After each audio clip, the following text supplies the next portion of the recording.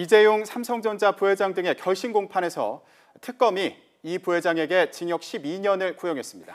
이 부회장은 최후 진술에서 모두 제 탓이라며 눈물로 호소했는데요. 이 부회장에 대한 1심 선고는 오는 25일에 내려집니다. 네, 취재기자 연결합니다. 박서경 기자. 네, 서울중앙지법입니다. 네, 마지막 결심 공판에서도 특검과 삼성 변호인 측의 공방이 뜨겁게 펼쳐졌는데 먼저 이 부회장 그리고 삼성 전직 임원들에 대해 특검이 어떻게 구형했는지 설명해 볼까요? 네, 특검은 이 부회장에게 징역 12년을 구형했습니다. 최지성 전 미래전략실장, 장충기, 박상진 등 핵심 임원에게 징역 10년, 황성수 전 전무에게 징역 7년을 선고해달라 요청했습니다. 오늘 재판은 박영수 특검이 의견 진술과 구형을 위해 직접 출석했는데요. 박 특검은 구형에 앞서 이번 사건이 전형적인 정경유착에 따른 부패 범죄라며 국민 주권 원칙과 경제 민주화라는 헌법적 가치를 크게 훼손했다고 설명했습니다.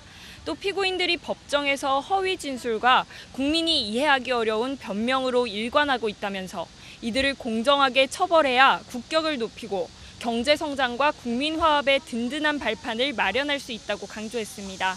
이에 삼성 측은 특검 측의 일방적 추측만이 난무하고 있을 뿐더러 공소 사실에 대한 직접적인 증거가 없다는 점을 들며 강하게 반박했습니다. 이어 컨트롤 타워로 알려진 미래전략실이 당연히 해야 할 일을 한 것인데 이 부회장 사익을 위해 봉사했다는 것은 특검의 지독한 편견이라고 덧붙였습니다. 이어서 최후 진술도 진행됐는데요. 이재용 부회장은 변명의 여지가 없다며 눈물을 보이는 등 울먹였습니다. 그러면서도 사익을 위해서나 개인을 위해 대통령에게 무언가를 부탁하거나 기대한 적은 없다면서 오해와 불신이 풀리지 않는다면 삼성을 대표하는 경영인이 될 수 없다고 강하게 이야기했습니다. 오늘 결심 공판은 오후 2시부터 열려 1시간 40분 동안 진행됐습니다. 최종 선고 공판은 오는 8월 25일 오후 2시 반에 열릴 예정입니다. 네, 이 부회장이 유죄를 선고받으면 박근혜 전 대통령 재판에도 영향이 있습니까? 네, 그렇습니다. 이 부회장의 재판 결과에 따라 박근혜 전 대통령의 운명도 좌우될 수 있습니다. 이 부회장은 뇌물을 준 혐의로, 박 전 대통령은 뇌물을 받은 혐의로 재판에 넘겨졌기 때문입니다. 그래서 이 부회장의 뇌물 혐의가 유죄로 인정되면 혜택을 입은 박 전 대통령이나 최순실 씨도 유죄를 피하기 어려울 것으로 보입니다.